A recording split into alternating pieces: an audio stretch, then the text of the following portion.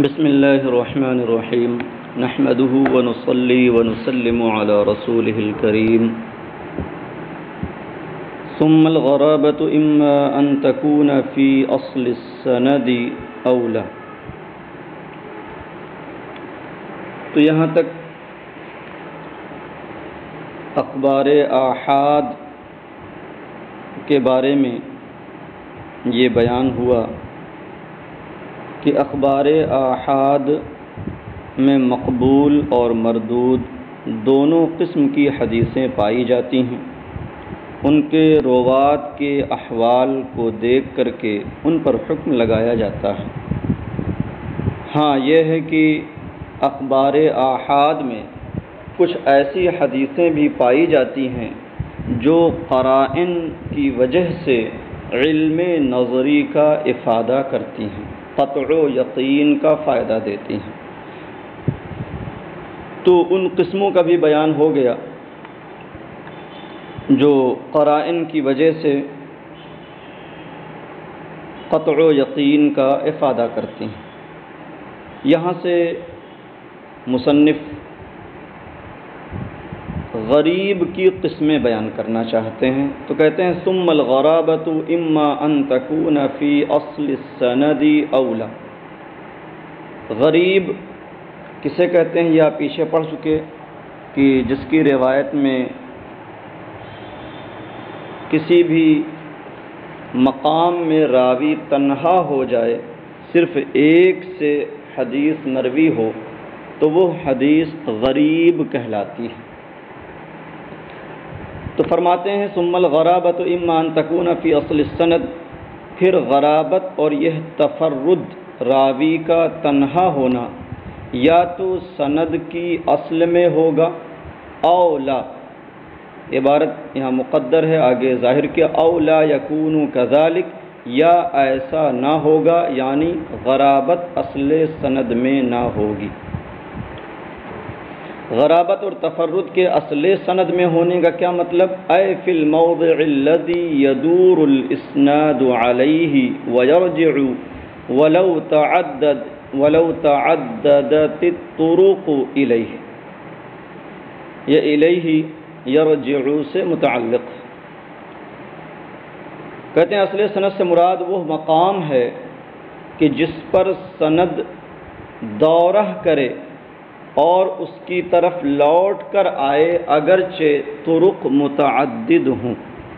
وَهُوَ طَرْفُهُ الَّذِي فِيهِ الصَّحَابِيُّ، اور یہ سند کا وہ طرف ہے، وہ کنارہ ہے، وہ حصہ ہے جس میں صحابی پائے جاتے ہیں. تو ظاہر سی بات ہے جتنے بھی طرق ہوں گے وہ سارے طرق اوپر کی طرف چل کر کے صحابی تک جا کر کے مل جائیں گے اور سب کی شروعات وہیں سے ہوگی. تو اگر طرف اعلیٰ میں یعنی اس مقام میں غرابت اور تفرد ہو رہا ہے، جس جانب صحابی پائے جاتے ہیں، تو یہ غرابت کی پہلی صورت ہوئی. ہاں یہاں پر طرفہ الذی فیہ الصحابیوں کا بھی مطلب سمجھ لیں، یعنی وہ اس کا وہ طرف، سند کا وہ کنارہ جس میں صحابی ہوں، یعنی کہ صحابی سے روایت کرنے میں راوی تنہا ہو، نہ کہ خود صحابی کا تنہا ہونا مراد ہے. تو اگر صحابی سے روایت کرنے والے اکیلے ہو گئے، وہ متفرد ہیں، اگرچہ نیچے ان سے روایت کرنے میں مختلف لوگ ہوں، متعدد لوگ ہوں، لیکن صحابی سے روایت کرنے والے راوی تنہا ہو جائیں تو اب یہ غرابت اصل سند میں ہوئی. اور خود صحابی کا تنہا ہونا یہ موجب غرابت نہ ہوگا. او لا یکون کذالک، یا غرابت اصل سند میں نہ ہوگی. او لا یکون کذالک، یا ایسا نہ ہوگا بِأَن يَكُونَ التَّفَرُّدُ فِي أَثْنَائِهِ، بئی طور کے تفرد اثناء سند میں ہو، درمیان سند ہو.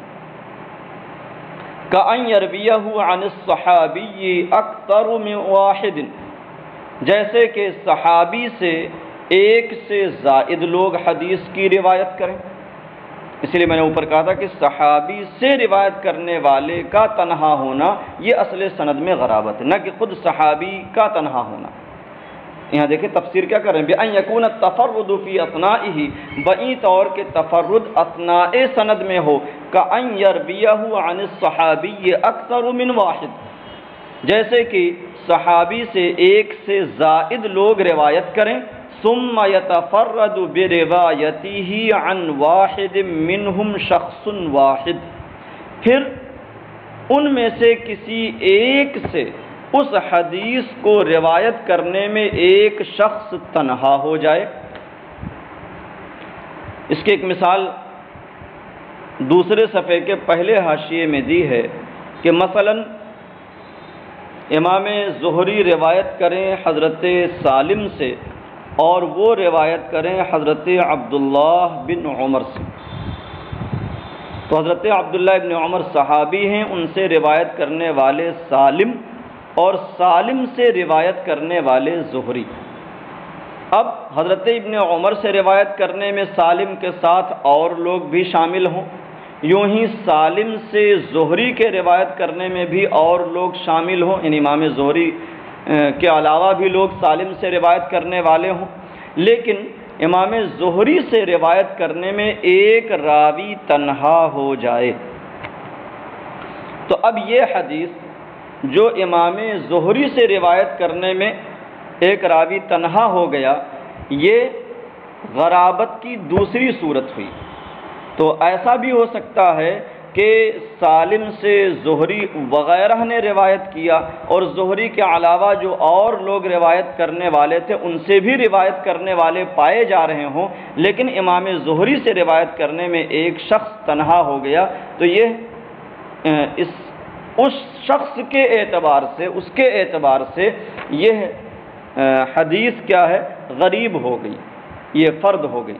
تو کہتے ہیں اولا یکون کذالک، یا ویسا نہ ہو بئی طور کہ تفرد اثناء سند میں ہو، اصل سند میں نہیں بلکہ اثناء سند میں ہو، کأن یرویہ عن الصحابی اکثر من واحد، جیسے کہ صحابی سے ایک سے زائد راوی روایت کریں، ثم یتفرد بروایتہ عن واحد منہم شخص واحد، پھر ان میں سے کسی ایک سے اس حدیث کو روایت کرنے میں ایک شخص تنہا ہو جائے.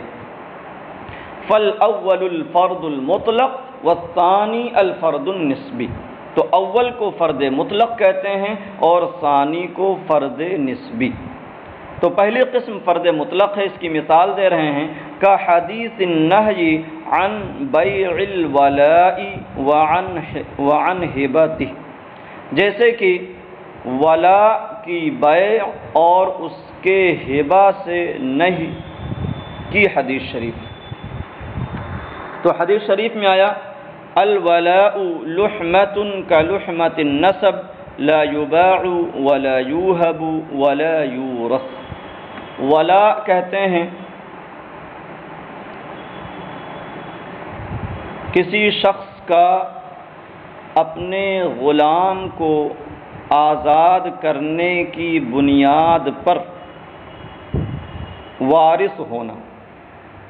مثلا کسی شخص کا کوئی غلام تھا، آقا نے اپنے غلام کو آزاد کر دیا، اس غلام کا کوئی اور نسبی وارث نہ تھا. اب اگر وہ مر جاتا ہے تو اس غلام کا وارث چونکہ کوئی نسبی وارث نہیں ہے، اس لیے یہی آزاد کرنے والا آقا ہوگا. تو اس کا آزاد کرنے کی وجہ سے وارث ہونا یہی ولا کہلاتا ہے. اللہ کے رسول صلی اللہ علیہ وسلم نے ارشاد فرمایا الولاء لحمۃ کلحمۃ النسب، کہ ولا نسب کے رشتے کی طرح ایک نسب ہے، لا یباع ولا یوہب ولا یورث، کہ ہاں اسے نہ بیچا جائے، نہ ہبہ کیا جائے اور نہ اس کا کسی کو وارث بنایا جائے. تو جیسے نسب ایک رشتہ ہوتا ہے ویسے ہی ولا بھی ایک رشتہ ہے. تو یہ نہیں کی جو حدیث شریف ہے ولا کی بیع اور اس کے ہبہ سے، کہتے ہیں تفرد بہ عبداللہ بن دینار عن ابن عمر۔ اس حدیث میں حضرت عبداللہ بن عمر سے عبداللہ بن دینار تنہا، اس حدیث کی روایت کرنے میں حضرت عبداللہ بن عمر سے عبداللہ بن دینار تنہا ہیں۔ تو دیکھیں حضرت عبداللہ بن عمر صحابی ہیں، ان سے روایت کرنے والے عبداللہ بن دینار جو ایک جلیل القدر تابعی ہیں، یہ تنہا ہو گئے، تو یہ اصل سند میں تفرد پایا گیا، لہذا یہ فرد مطلق کی مثال ہوئی۔ کہتے ہیں وَقَدْ يَنْفَرِدُ بِهِ رَاوٍ عَنْ ذَلِكَ الْمُنْفَرِدِ، اور کبھی اس منفرد سے روایت کرنے والا اس حدیث میں منفرد ہو جاتا ہے، تنہا ہو جاتا ہے۔ مطلب یہ ہوا کہ تفرد کا سلسلہ اور بڑھ جاتا ہے، صحابی سے روایت کرنے والے جو تابعی تھے وہ تنہا، ان سے روایت کرنے والے بھی تنہا ہو گئے۔ کہتے ہیں وَقَدْ يَنْفَرِدُ بِهِ رَاوٍ عَنْ ذَلِكَ الْمُنْفَرِدِ، اور کبھی اس حدیث میں اس منفرد سے، اس تنہا روایت کرنے والے سے روایت کرنے والا بھی تنہا ہو جاتا ہے۔ کا حدیث شعب الایمان، جیسے کہ شعب الایمان والی حدیث۔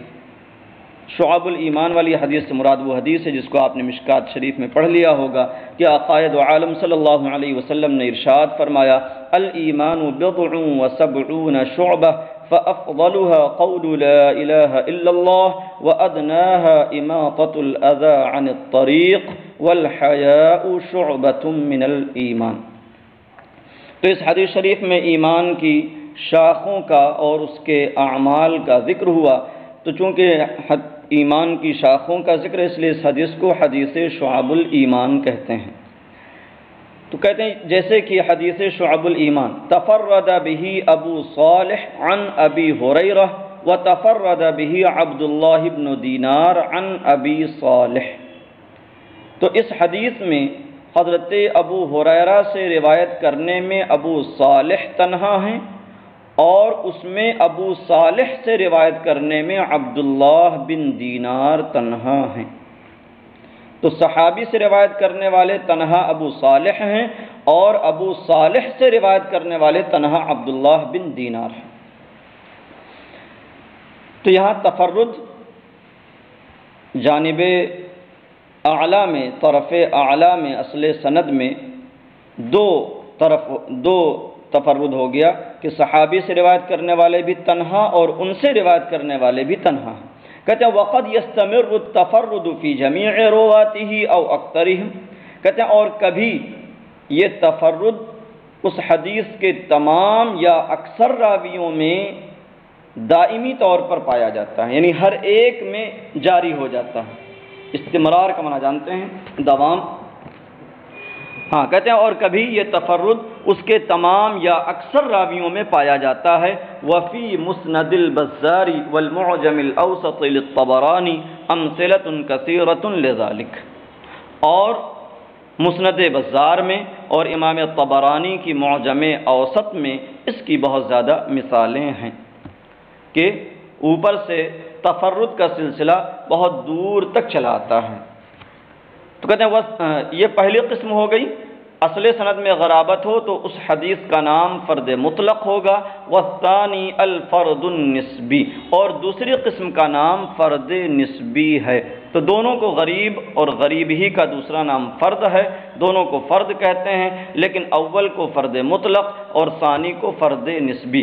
اس کا نام نسبی کیوں ہوا؟ کہتے ہیں سمی نسبیا لکون التفرد فیہ حصل بالنسبۃ الی شخص معین، یہ بالنسبۃ التی نہیں ہے بلکہ بالنسبۃ الی شخص معین ہے۔ وان کان الحدیث فی نفسہ مشہورا، اس کا نام نسبی رکھا گیا اس وجہ سے کہ اس میں تفرد شخص معین کی جانب نسبت کرتے ہوئے حاصل ہوا ہے، شخص معین کے بنسبت حاصل ہوا، اگرچہ حدیث فی نفسہ ہی مشہور ہو۔ تو جیسے ہم نے کہا تھا کہ حضرت ابن عمر سے روایت کرنے والی ایک جماعت ہے، انہی میں سے ایک سالم ہے، سالم سے روایت کرنے والی ایک جماعت ہے جن میں امام زہری ہیں، اور امام زہری سے روایت کرنے والا کوئی ایک شخص تنہا ہو گیا۔ تو اب یہ حدیث امام زہری سے روایت کرنے والے اس شخص کے اعتبار سے یہ حدیث فرد نسبی ہو گئی، اگرچہ زہری کے ساتھ جو اور لوگ شامل تھے ان سے بھی اور لوگوں نے روایت کیا ہو تو اوروں کے اعتبار سے وہ حدیث فی نفسی مشہور ہے، لیکن امام زہری کے اس راوی کے اعتبار سے جس نے ان سے تنہا روایت کیا یہ حدیث فرد ہو گئی، تو اسے فرد نسبی کہتے ہیں۔ تو کہتے ہیں دوسری قسم ہے فرد نسبی، اس کا نام نسبی رکھا گیا، اس میں تفرد کے شخص معین کے بنسبت حاصل ہونے کی وجہ سے اگرچہ حدیث فی نفسہ ہی مشہور ہو۔ السلام علیکم ورحمۃ اللہ وبرکاتہ۔